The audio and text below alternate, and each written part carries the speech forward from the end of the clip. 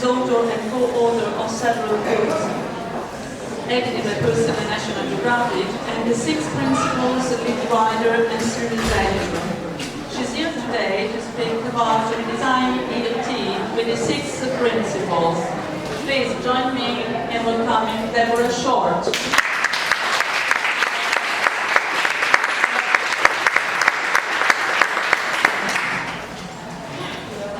Thank you and good morning. Oh, there we go. Okay. I'm delighted to be here. I appreciate the U.S. Embassy funding my travel from the U.S. and I got here yesterday. And it's delightful to feel the energy in the room and to see all of you. I hope you'll appreciate the talk this morning. I am going to talk about TESOL 6 Principles Initiative. Just to show of hands, has anybody heard of it? Okay, a few of you. I have some bookmarks. So if you want a little reminder of what the 6 principles are, I have some up here and can share them today, also at my session tomorrow. Let me then begin and give you an overview of the 6 principles and tell you a little bit about why TESOL has proposed them and how they fit in with your conference. The first one, and I think what you'll see is that they are very basic statements. They're really the foundation of what exemplary English language teaching should be. First off, we want to know who our learners are, because we really can't provide very good instruction unless we know their goals and their backgrounds, their literacy levels, and their talents, even. We also want to make sure that we're creating conditions that promote language learning. Now, I think for most of you, in an English as a foreign language context or in a CLIL context, language is a main goal for all of you. But the 6 principles, of course, are to be international. So when we come and talk about the U.S. and we talk about the physics teacher or the algebra teacher, having them put a focus on language learning is something that's a little bit new in the U.S. We also then, for Principle 3, want to make sure that our lessons are of high quality, that we include appropriate techniques that will promote development of the new language students are learning. Number 4 has to do with adapting materials and adapting your lessons and adapting your talk, what texts that you choose, how you differentiate. I'll talk more about that too as we go along. Number 5 is monitoring and assessing student learning. All right? We can teach and teach and teach, but if the students are not taking up any of that, if they're not getting a chance to practice, if they aren't demonstrating progress, we're talking out to outer space, basically. So we really want to make sure, informally and formally, how our students are progressing, and then make decisions that will affect our learning based on affect our teaching based on their learning. And then finally, we want to collaborate and engage in the community practice. And certainly all of you are here because you're doing that just right now. I like this graphic more when I talk about the principles, because as you can see, I have a laser pointer here. I have a machine I have to turn on somehow. See, Tony was so good. Thank you, Giovanni. All right, what you see here in the middle is Principle 1. And I think, really, when I think about it, this is the heart of instruction, right? This is where it should all begin, knowing who your learners are, what their goals for the language development is, what talents, what assets, what resources they bring to the classroom, and what you can do to help promote their learning should be at the heart of every lesson. What you see then around the center are the pieces that really affect lesson design. How are you going to develop this lesson? What techniques, what texts are you going to bring to bear? What activities are you going to ask students to do? What's going to promote that language learning? And when you have to make adjustments, how are you going to do that? Then are you going to assess what they've learned? If they haven't learned, if they haven't met your objectives, what do you do next? Those are the things that we want to think about. But also what I like is that the outside is where we have Principle 6. This is what's wrapping around us. How do we get better? How do we improve our instruction? Well, in many ways, it's through our networking. It's through talking with others, learning from others, bouncing ideas off people and saying, do you think this will work? Have you tried this? What's a good technique now to work with my students to promote more speaking practice, for example? So why did we develop these 6 principles at TESOL International? I think they're pretty straightforward reasons. Some of them we heard even in the morning at the opening session from the gentleman Tom, representing the British Council, and from Rodney, representing the US Embassy. English is the most popular new language to learn. It is the second language or third language of more people around the world than any other language. And it's a language of business, it's a language of tourism, it's a language of study. So it's important that we get it right. That if we're going to teach students, we should do it in the best possible way. We also wanted to make sure that there would be a common understanding. Now this may not be the issue in Italy, but in the US, science sometimes is considered a dirty word right now. I don't want to go into the politics too deeply, but there is not a real appreciation necessarily for what research tells us is the best practice in a variety of domains and disciplines. However, for us as language learners, we want to make sure we're drawing on what we know from second language acquisition research. What is going to be effective when we're helping students to move from a B1 to a B2 or moving even higher? And then how is that going to help us make our decisions as we're planning our lessons or as we're designing our assessments? We also want to make sure that everybody has a common language, right? That when we're talking about instruction, we are doing it in a similar way. And then the bottom line really is to promote exemplary teaching, or as I would say, to redesign ELT. Because I think the 6 principles fit in nicely with the theme of your conference here. If we are all doing these 6 things, we're going to be providing effective instruction for our learners. Let me just tell you a little bit more about where TESOL has gotten with regard to this. We had, the first book came out about 1.5 years ago, and that was focused on K-12, primarily in the US, but with applications to most countries where English is the medium of instruction. It has in the book a lot of classroom-based examples, explanations of different techniques, vignettes for how these principles look in practice. You'll find charts, I'll show a few of them during the course of the session as well. Last March, a second book came out, and this is for adult education and workforce development. So it's, well, in the US we call adult ESL. It's not the professional level yet, but it's, in the case of Italy, you have a number of refugees and migrants who have come. And if you have programs for them, this is the book that will be effective for you. In particular, there's a chapter about additional responsibilities and roles that adult educators sometimes play. Things like, how do you deal with trauma? Or how do you deal with people who have learning disabilities? Or what about women that come from a culture where interacting with men is not quite an easy thing? And what are some of the steps and techniques that we can do for that? And then in March, we will have another book, which is looking at English for academic purposes and other specific purposes. So I know that many of you were working at, I think you call them, do you call them IEPs here? You know, where it's an intensive English program for preparation for university study, or you have courses where there's English as a medium of instruction at the university. And this particular book will speak to that in more detail. We also have a couple of quick guides. One is a generic quick guide, which is just all information about the principles. The other one is more for volunteers or para-educators. So if you have some programs where you have people who are not trained as teachers, but they need some guidance, it's a 6-page, 8 by 11 kind of booklet that gives some tips for working with learners who are, that are tied to the 6 principles. Okay, so enough of the, the sort of commercial presentation piece. Let me talk to you more about this. What is the vision? So this is the vision, obviously, that we'll all be implementing these 6 principles to a high degree.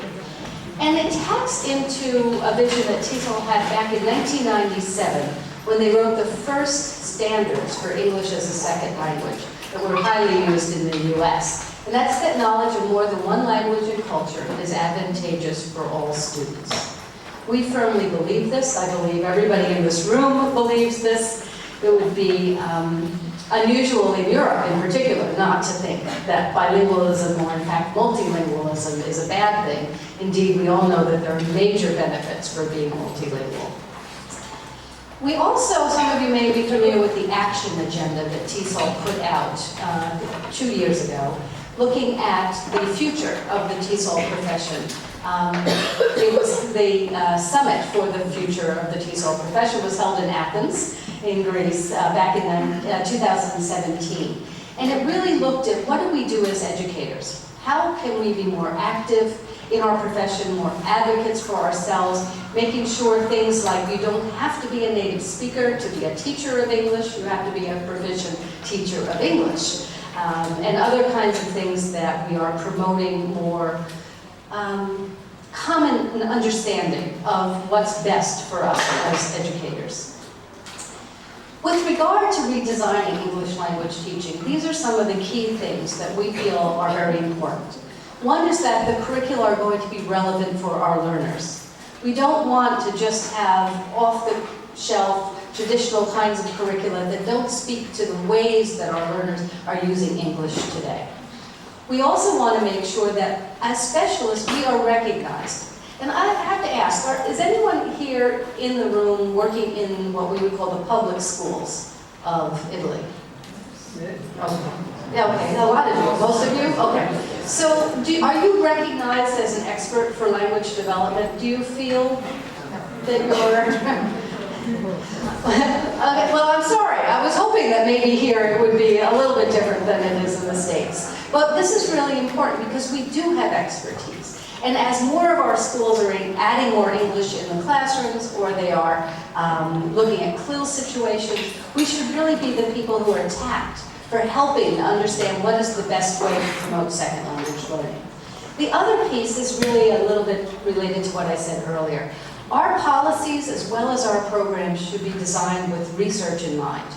That we have evidence that what we're planning to do actually works. That it leads not only to teacher satisfaction, which is always a really good thing, but to learner success. We want to make sure our students achieve.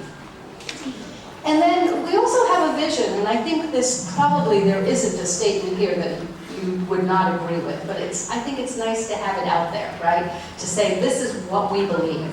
We believe that all of our students should feel respected and affirmed for their home languages and their cultures. And we believe that multilingualism and diversity are things that are valuable, that we celebrate them. And we believe that policies should support individual language rights. Individual language rights. And we want our students to be global citizens, don't we? Absolutely, absolutely. All right, so what do we know about second language development? This is one thing that we've included in the book. It's not a tomb, it's not full of a lot of arcane research studies and statistical information, but it's really telling you as a teacher, what should you know about second language learning so you can write the best lessons possible, so that you can assess your students and really understand what's impacting them and where maybe they're making great progress, but where are they perhaps plateauing out. I have a little cartoon to talk about this particular chapter for you. And I know sometimes humor doesn't translate, but hopefully you'll get this one. So this is a Dennis the Menace, which is a very common cartoon in the US. And he says, you gotta use baby talk, Joey. He doesn't speak English yet. Don't you love his sociocultural awareness here? Absolutely. Okay, so what can you find in this particular chapter? We really try to give some basic information, particularly looking at academic language proficiency, and what are those characteristics, what are levels of English language proficiency. In the first book, the K-12 book, it does have, as I said, more of a US focus. But in the adult education book, we're talking about the benchmarks that you have here in Europe from the European frame of reference. We talk about Canadian benchmarks, Australian benchmarks, and all of those kinds of different levels that one approaches your language development around. We also talk about conditions for second language learning. I'll go into that in a little more detail. And then, can I just call your attention to this last word here, dynamic bilingualism? I love that term. Andrea Hellman coined, or at least used that term for us in this book. In the US, we have all these different names, right? English learner, English language learner, limited English proficient. We have a fairly new one called emerging bilinguals, dynamic bilinguals. Isn't that terrific? Because it gets that sense of energy.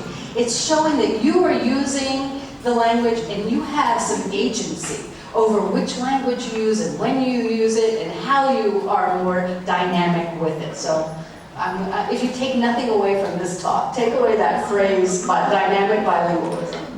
Okay, what are characteristics of academic language? Who in this room works with academic language to some extent?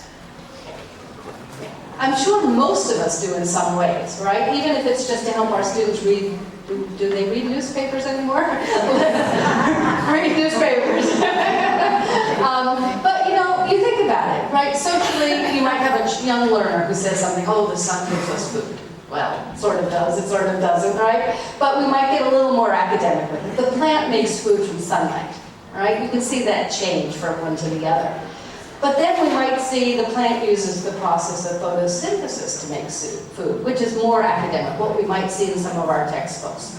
And then we can even get to something a little more sophisticated. Plant converts sunlight to sugar through photosynthesis. The sugars make energy through cellular respiration. Okay, how many you understand all those words and all those scientific processes? Maybe not, but then you can delve into them. What is photosynthesis? How does it really work? What is cellular respiration? Is it similar to the cellular respiration we have in our own bodies? Well, yes, it is. But those are the kinds of things that we can build out from our academic English here. I want you to think about this before I give you the answers, because as a teacher, I always have the right answers there. What makes learning a new language or an additional language possible? And if you were to create in a favorable environment, okay, in your ideal world, in your ideal classroom, what conditions would you create?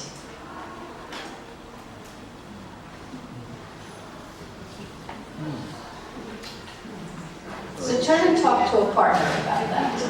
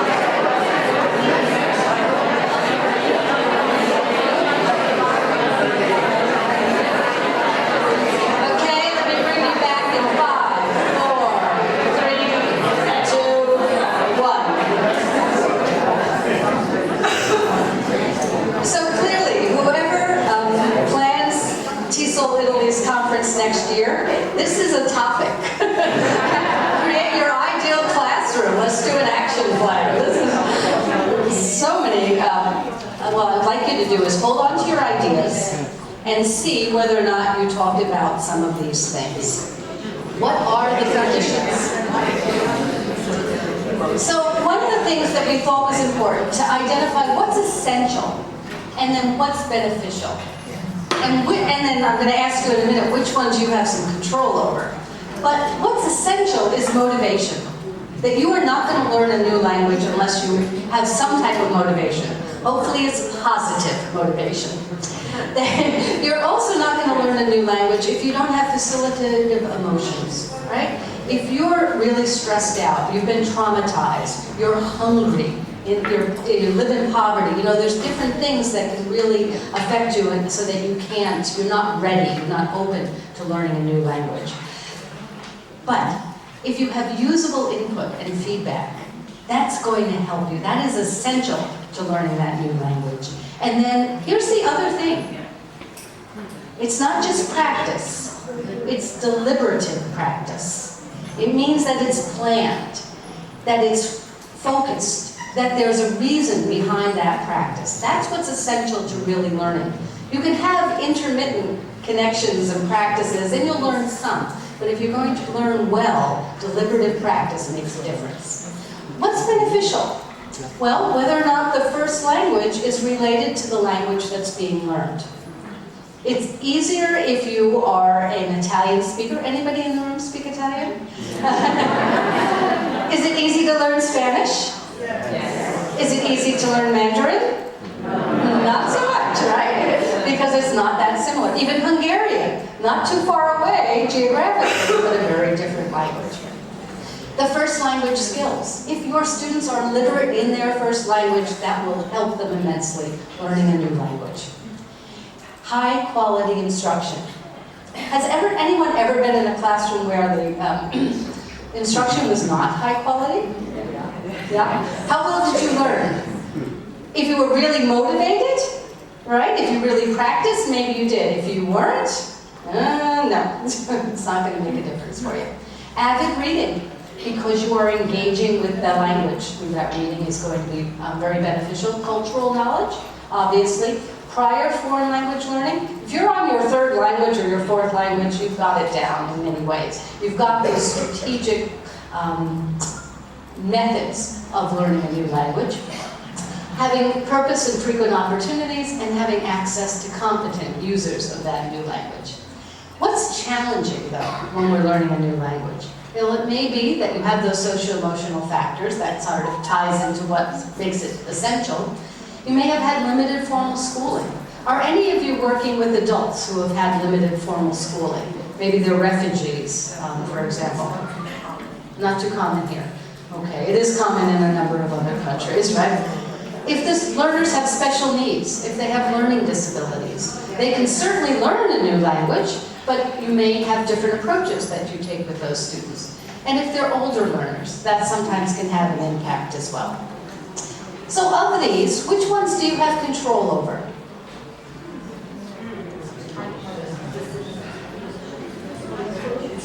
Essential.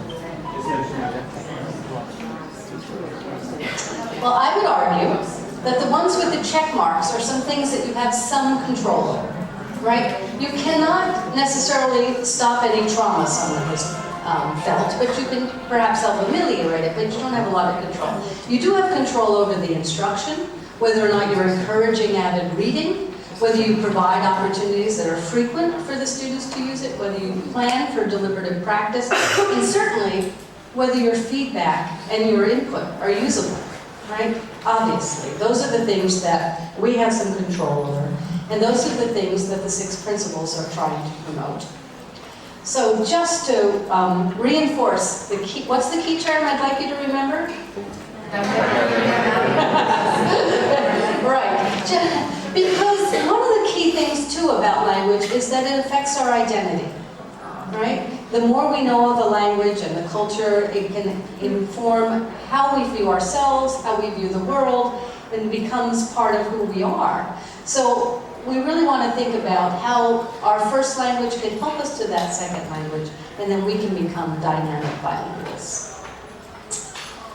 In the 3rd chapter of the book, we have the real key pieces to these 6 principles.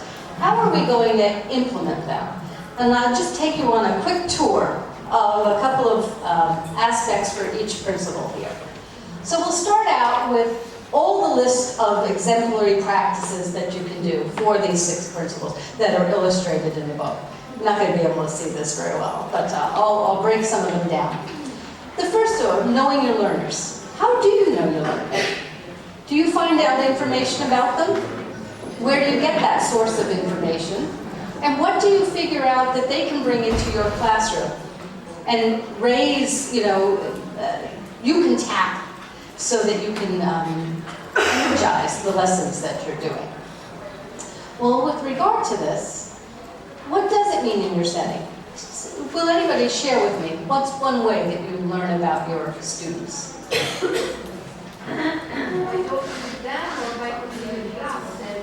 Okay, by talking with them is a key way. Anyone else? The tutor or teacher.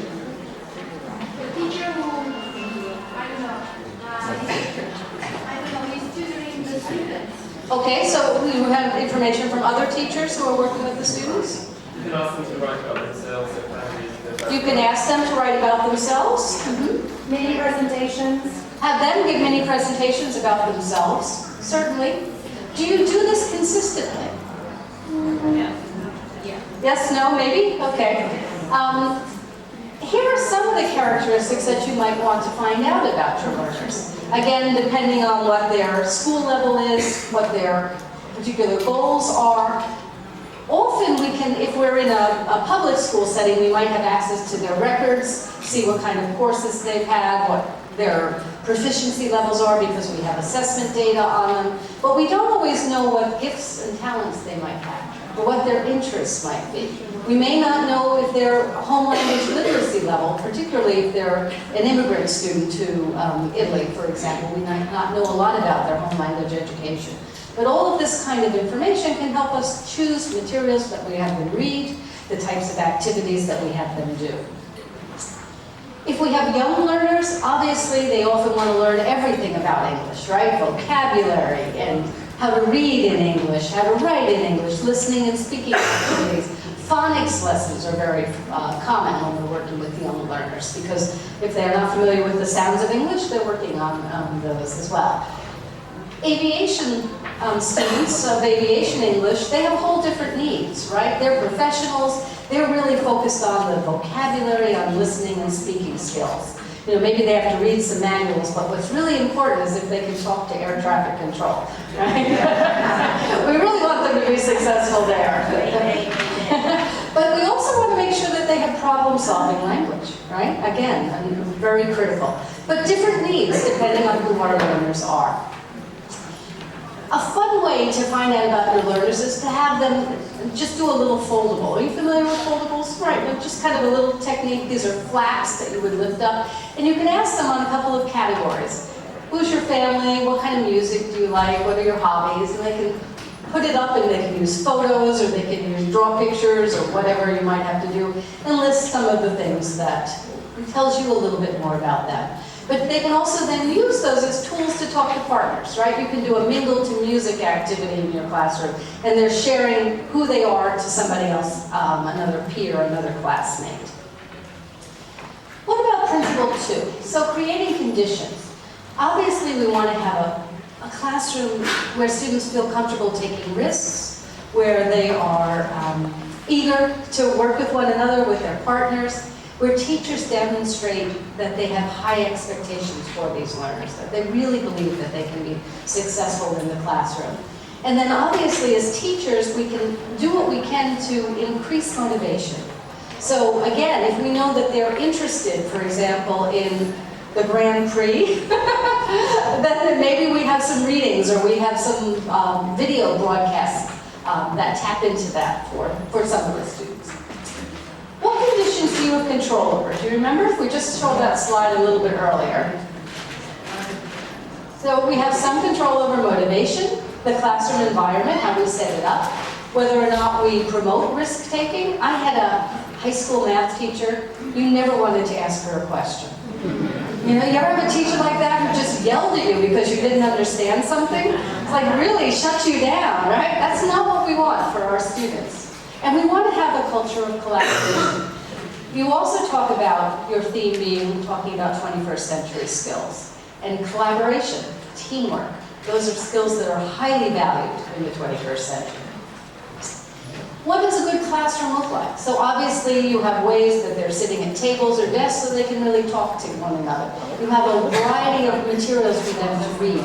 You have charts that can help them with the language. So one of the key things that we work on, that I've worked on, is helping them understand language functions, right? Which is the purpose of language, why we're actually speaking, and then helping the students articulate those through sentence starters or through language frames.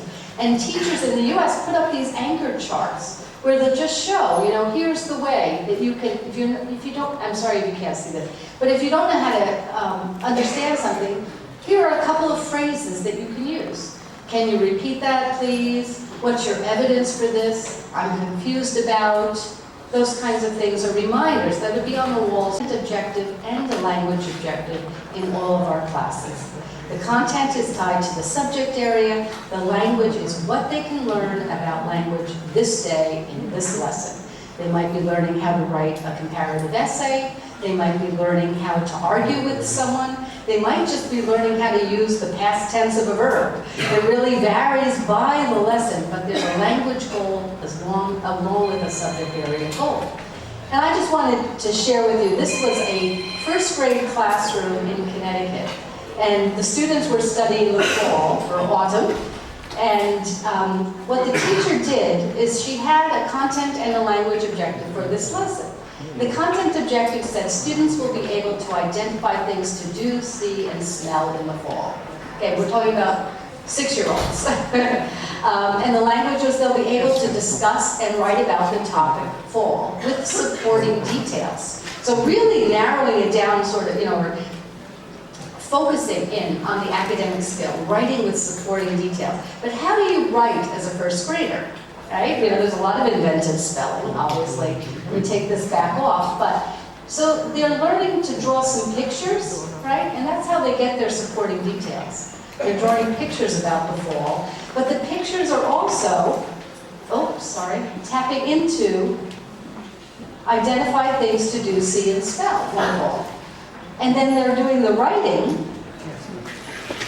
and they're writing things. I can just read this to you. You can go trick-or-treating, which is a Halloween celebration in the US. You can see the trees, and you can smell apple pie, I think is what it is. It's a common thing that we have in the US.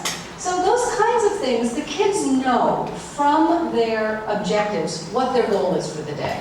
And they know what their language goal and their content goal should be. So they also then, if the teacher presents this at the beginning of the lesson, they can start, even as first graders, taking responsibility for their learning, which is really what we want, because we have to engage them in that learning as well. If you're working with adults, and here's an example from the adult education book, what might be a content objective? Well, they're working on survival skills in this particular class, and they're trying to get jobs, right? Because many of the adult refugees and immigrants in the US, they've got to get jobs right away. So I can handle money transactions. So they're learning about money. They're learning denominations of money, making change, all those kinds of things. But what's a language goal that could go along with this? Maybe I'm learning to count change. And you know how you give back. Do you still use a euro, €1, €2, that kind of thing, right? Or I can respond to questions about forms of payment. So we're getting into that language function of asking, answering questions. Or I can scan information as a reading process to look for missing information. Or I can write a receipt. So just from this content objective of learning to deal with money, here are different things that I can do from a language perspective. What else do we have to do? We have to really balance the teacher talk and the student talk. As I always say, it's not me that needs practice speaking, but here I am up here speaking for all of you. We've got to turn as much as possible to ways that we get our students talking in the classroom. Working together is one way to do that. How else do we improve the language development? We have a variety of materials, and we show videos. One of the key things, I don't know how many of you show videos in your lessons. Obviously, right? Do you ever show it with the sound off first? Yeah. I mean, that's a great way to have them start to engage and get a sense of what's going on, and then build and use it as an inquiry approach, not only to the content, but to the language, because then you can introduce them to some key vocabulary after they've already had some background built with the visuals. And then when you play it with the sound, they have the words that they're going to be looking for, as well as the other information that they share. I don't know how it is, but in the US, when I went to school and we would study Shakespeare, right, we would read the entire book, the whole play. It would take a month lots of times, right? Especially the first few years you're introduced to Shakespeare. And then at the end, they would show us the movie. I always think flip it. Show the movie first. Get that background activated. have them understand what's happening, then go in and really enjoy the language. Vocabulary development, obviously, key thing. And again, what vocabulary do your students need? That aviation English student doesn't need the same vocabulary that a CLIL chemistry student needs. Those are the kinds of things we always have to think about. And really some of the work too is not only to have subject-specific language, but general academic words, right? So words that we can use in any subject area, but also the words that we would use in writing and that we see in reading, connecting ideas. Words like result, describe, circumstance, locate. All of those kinds of words are very common across the curriculum. Finding ways to make our input comprehensible. We saw that was an essential condition for language learning. I love, this is from that same Connecticut elementary school. And they were trying to teach about text features. So we've got types of print, bold and italic and capital, headings, labels, graphics. And they just took a newspaper and, as you can see, cut out the circles to highlight the pieces that they wanted the kids to learn. So it makes the input comprehensible. And then we also have these charts, all these different ways that we make input comprehensible, whether we're talking about the talk that a teacher would use, the text that's being used, or other kinds of activities and strategies. Sometimes we're affecting the context, we're simplifying sometimes the language that's in the materials, and then sometimes we're elaborating because we have to give more information. Sometimes we're doing comprehension checks. These are all the different ways that or not only, these are a number of the different ways that we can help promote comprehensible input. Having oral language practice that taps in. Obviously, we want our students to be speaking more to themselves, to their, no, we don't want them speaking more to themselves, sorry. to their classmates, to their peers. I think I need a sip of water here. We do a lot of self-talk, like where did I put the keys? But right, the car keys. But really, this is an important part of all language development because we know that when we start with oral language, we can build reading, we can build writing. But we can start with oral language and then write. We don't have to read first. We can read and then we can talk about what we've read. But it's very synergetic to have all of these language domains working together. I showed you that anchor chart earlier. Here's another one. It was from a classroom. The teacher was working on how do you grow a conversation? How do you get students to elaborate? They're working in small groups. How do you get them to share ideas, build on others' ideas? What are some phrases that you can use? So I agree with this because, or I agree with this but, right? So sort of have a little shift there, and there's a distinction between those things. Where else do we want to go? Principle 4 is the art of teaching. I think it's the art and science of teaching. Because if something's not working, what are you going to do? You're not just going to go on and on and on if your students are all crying, or if they're all looking out the window because obviously you haven't gained their attention, or if they all fail the test. You have to do some things that are different. So some of the things are looking at, obviously, checking their comprehension. We just talked about that earlier. But adjusting what we do. And what are some of the ways that we adjust this? I want you to think for 30 seconds. What's one way that you adjust when the lesson isn't going the way you planned?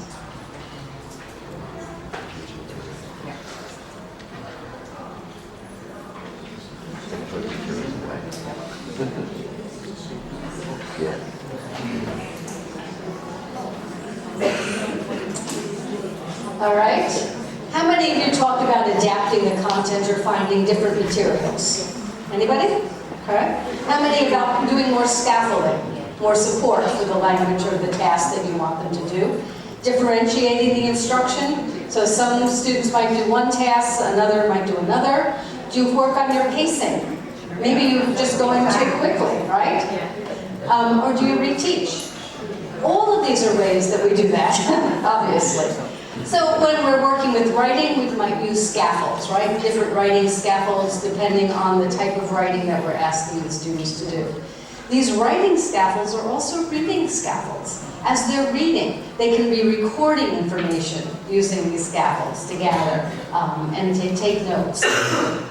Maybe you're differentiating the task. This is such a straightforward kind of grammar task, but it's kind of fun. It's easy to show. You've got a bunch of nouns, verbs, and prepositions. Well, maybe your students who are at a lower ability level, all they have to do is make a sentence with one noun and one verb. They have choice, right, which is good because we all appreciate choice. But our second group, of slightly higher, have to use the noun, the verb, and the preposition. Okay? Make a sentence, maybe make two sentences. Our highest group has to make a sentence using something from each column, but they have to make it in the past tense. Not that hard, but as a teacher, you prepare this chart. You don't have to do a lot more preparation. You just have to decide what are the different tasks that are being used. So, it can be fun. And then, obviously, a student who's in Group 1 could certainly try and do Group 2's activity or Group 3's. There's nothing to stop that from happening. What happens with Principle 5? So, this assessment also comes in with monitoring errors, and also with giving feedback, and actually having those kinds of assessments that we can do in the classroom.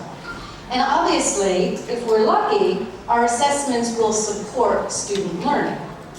They're not gotchas, right? They're really, what do we know? What do you know? What have you made progress on? And then what can I do next to push you and advance your learning a little bit more? When it comes to feedback, though, we have to think a little bit sometimes about our learners. And this is another thing that back in Principle 1, Know Your Learners, you have to say, okay, what kind of feedback are they comfortable with? There are some that want corrective feedback right away. There are many others who say, find another way to tell me that privately, or do a mini lesson the next day. If you see, a bunch of us have made the same mistake.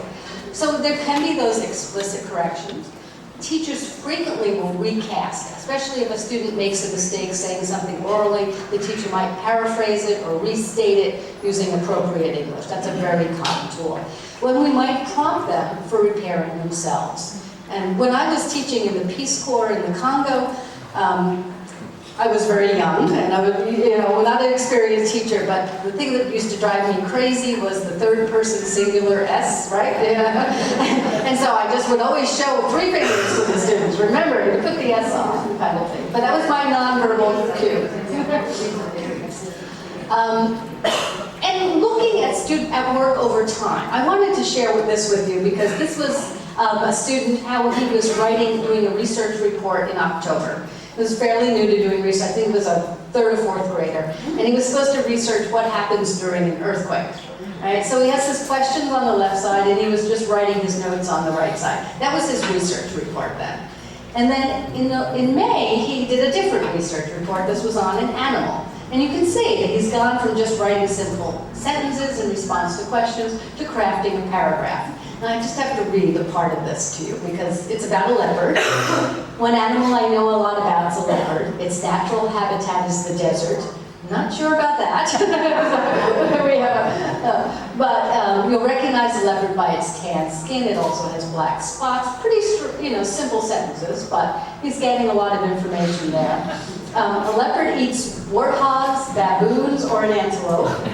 Important information, especially if you have any of those pets in your house right now. But I love this. So the most interesting fact is a female leopard gives birth to 2. Did you know that? No, neither did I. So another thing that you've learned in today's session, dynamic bilingualisms and leopards have twins. All right. What else do we do informally? How many of you do exit tickets? You should start doing exit tickets. At the end of a lesson, what did you learn today? Or look back at the objectives. Tell me one thing you did today that helped you meet that objective. Or what's one thing that you would like to see on a quiz tomorrow? Anything that helps them wrap up their information. The pass the note card. Exit ticket gives to the teacher. Pass the note card is you take that exit ticket, you have the students just pass it around the room, and then you call stop and they read somebody else's response. So you hear these orally. You have to tell them to write legibly, though. Writing a headline, right? What would be the newspaper headline for today's session? They have to summarize, they have to use creative language if it's a good headline. We're not talking the New York Post here, but a good headline. You must have an equivalent here in Rome, a newspaper that does that. Online games and online ways of assessing learning. Wow, wonder, or what if? Do you know that one? Sure. It's just a little chart. And what I like about it is it provides some critical thinking. So students may have read a story or an article, or they've watched a video. What's a wow they had? What do they wonder? Can they come up with a what if? What if the person did this instead? What if the character didn't go to Verona or anything like that? And you can just put it on little Post-its, and you keep this chart in your room, and they come up and they put the Post-its up there. But what a great way, instead of just answering recall kind of questions, they're really thinking more deeply. And then another one are whiteboards. I don't know if you use a lot of whiteboards here. Just sort of wipe on and wipe off. You write on them and you can wipe them off these boards. And teachers can ask a question and the students write and they show it to the teacher. It makes it very easy. You can scan the room to see if the students understand what you've talked about. Okay. So principle 6, this is our final principle. What are we doing in terms of collaborating and working with one another, trying to become better? We engage with our profession. We think about ourselves critically too as educators, right? And we also work in community partnerships.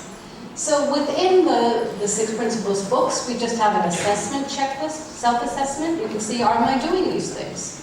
You know, and if I'm not, maybe I look through the chapter and say, oh, now that's another way I could do that, or I could add this to my professional repertoire.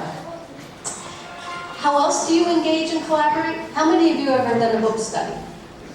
Right? Okay. Maybe you have a professional learning community. You have one, obviously, right here. Any of you part of TESOL International? Do you belong to the My TESOL groups and the listservs there? And even if you don't, the My TESOL Lounge is free to non-members as well, so you can join. Are you a resource to your colleagues? I'm sure everybody in this room is, right? Do you do curriculum planning? Of course. Yeah. And how about, have you ever gone to TESOL's Teacher Resource Center? There's a wonderful website, on the TESOL International website. We have lots of lesson plans and curriculum guides and other kinds of things that are available. This is a great way to collaborate and, right? And engage with one another. You've come here to the conference, and I think it's delightful. In turn, I'd like to invite you to TESOL International's conference next March, which will be in Denver.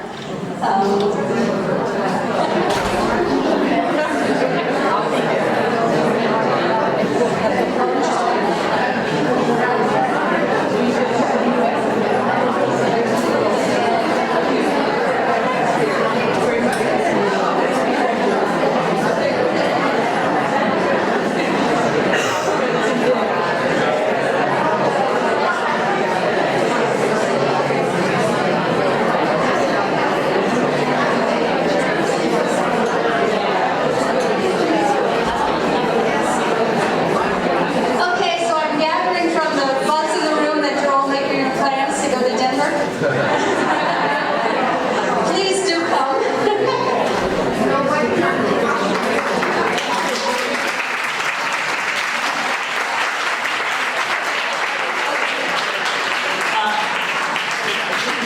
Thank you so much. I just want 2 slides. One is if you want to know more about this, you can go to TESOL's website or the 6principles.org. There's a lot of resources there for you. And I just want to conclude with one of my... sorry. The 6principles.org. And I'd like to conclude with just one favorite quote. That the education is not the filling of the pail, but the lighting of the fire.